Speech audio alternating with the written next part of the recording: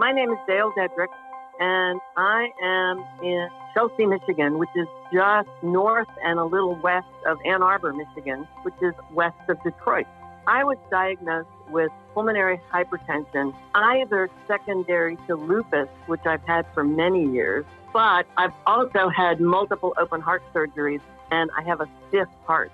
So it may also have a certain amount to do with heart disease because I have heart failure with a preserved ejection fraction. So I have a very stiff heart that can't squeeze easily all the blood out. It fills with blood really nifty. It just can't squeeze it out again. I have been an athlete all my life. That was what led us to discovering the problem because my athletic performance kept dropping. And yeah, I was getting older, but it was dropping far faster than would seem normal. And I was getting short of breath, getting dressed, taking a shower. And they finally investigated and discovered, well, here's the problem. You have pulmonary hypertension. That slowed me down some, but didn't stop me. And I was doing really quite well. And last winter, this time of year, found me in Florida with my horse. I drive a carriage now. I used to ride, but when my heart said it really didn't want to ride anymore, I said, okay. So I started driving a carriage. Now, a horse-drawn carriage sounds like something out of the Old West. It's really as far removed from that as a modern Tesla is from a Model T car. So the old wooden buckboard that people traveled west in, today modern carriages are made of aircraft aluminum and have French racing brakes and suspensions on them for motorcycles.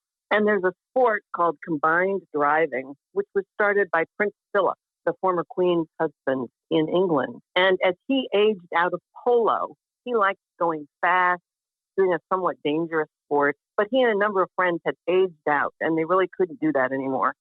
So they decided we have lots of horses. We have all these antique carriages lying around. Let's go bashing around the countryside in horses and carriages and see what happens. So they invented a new sport. Prince Philip was always very funny when he would say, and I did very well the first few years. I won a variety of international competitions because, after all, I'd made up the rules.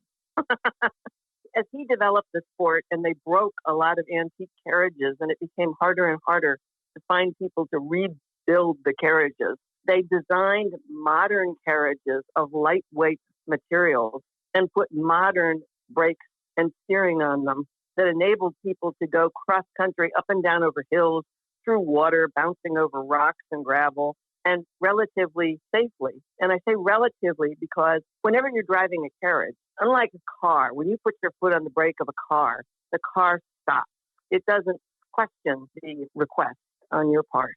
But when you're driving a horse, the horse says, go right. No, I don't think that's a good idea. Let's go left. And you say, no, I really want to go right. And then you say, stop right now. We're about to go off a cliff. And he says, well, maybe we could just slow down instead. Or I see an opening over there. I can't possibly go that way, even though you want to. So you're having a constant conversation with your vehicle. And that's very unlike driving a car and makes carriage driving and even horseback riding difficult for adults who are used to a vehicle obeying everything they say. So I was carriage driving with a very lovely horse that I have, and I had taken him to Florida with me, and I was using a borrowed carriage. And we were competing, and all was well, but I had gotten a dopey little wound on my foot while driving to Florida from Michigan. And I didn't think a lot of it, but I did seek medical attention and got good care and kept it bandaged and changed the dressings, did all the things, took antibiotics. But as January, February, March went on, it kind of wasn't really healing. April, I get home and I went to the cardiologist and I said, I'm really not doing as well as I think I should be doing. And I don't know what's wrong, but my heart doesn't seem quite right.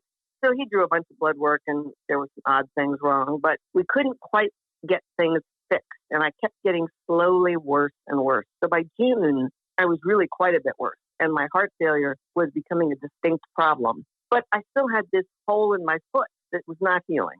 So when I get to the hospital and they admit me for heart failure, they said, this hole in your foot is now involving the bone, and we suggest amputation. And that's what they did. And they got my heart failure under somewhat control. But unbeknownst to everyone, there was more infection in the foot than anyone ever realized. And it turns out on closer inspection, I have some kind of genetic abnormality that is not yet fully understood, where I really don't have a much functioning immune system. And I guess I've not challenged it that many times, but this challenged it. So while my foot never got red, hot, swollen, any of the signs of infection, no elevated white blood count, no elevated laboratory studies that the doctors were looking for, somehow the infection ate an entire bone. And so by July, this was obviously much more of a problem.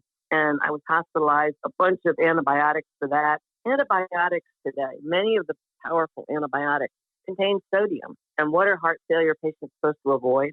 Sodium. And so the sodium made controlling my heart failure very difficult. So for 6 weeks on the antibiotics, it was difficult to control the sodium and keep my heart failure and breathing in check. But we managed and stopped the antibiotics. The wound seemed like it was maybe improving, but it certainly wasn't any worse. I was sent home and I tried to get back to normal activities, but they didn't want me to walk on my foot. Well, I have other arthritis in my hands, and it means that I can't walk with crutches or a walker. So I was wheelchair confined. At the moment, I'm slowly getting up out of my wheelchair and allowed to walk a little bit, but I've been wheelchair confined now since June of last year. The infection smoldered, but all the laboratory studies looked good, and I really didn't do well. I never could really get back to feeling good. And my heart failure was a problem. My breathing was always a huge struggle. And finally, by October, I had gone to see people about using hyperbaric oxygen to try and heal this wound. Well, in order to do the hyperbaric oxygen, you had to be evaluated by the wound clinic. Well, the last thing we did was one of the docs said, this foot bleeds freely when you cut into it or puncture it. But when you listen to the blood vessels themselves, you don't hear the same blood flow that you should in a normal leg. And I thought to myself, well, that's really not terribly surprising. I mean, I'm 67. I've been confined to a wheelchair now for most of the year. And they said, no, we think we can make it better. So in come the vascular surgeons, and they say, we think we can go in through the vein and make this blood flow better. Well, I didn't really realize how big a surgery it was going to be. So we went with it. And at the end of the surgery, the vascular surgeons were elated because they've been able to make it virtually back to normal. And since then, the wound is healing up like gangbusters. And I'm entertaining thoughts of joining my horse in Florida as soon as this stupid hole he finishes healing and continuing with my carriage driving, crashing around the countryside. So the bottom line is, if you think there's something wrong, keep bugging your doctors, your nurses. Don't take a simple, no, there's nothing wrong here for an answer. Sometimes you really have to dig deep and push everybody to try new and different ideas.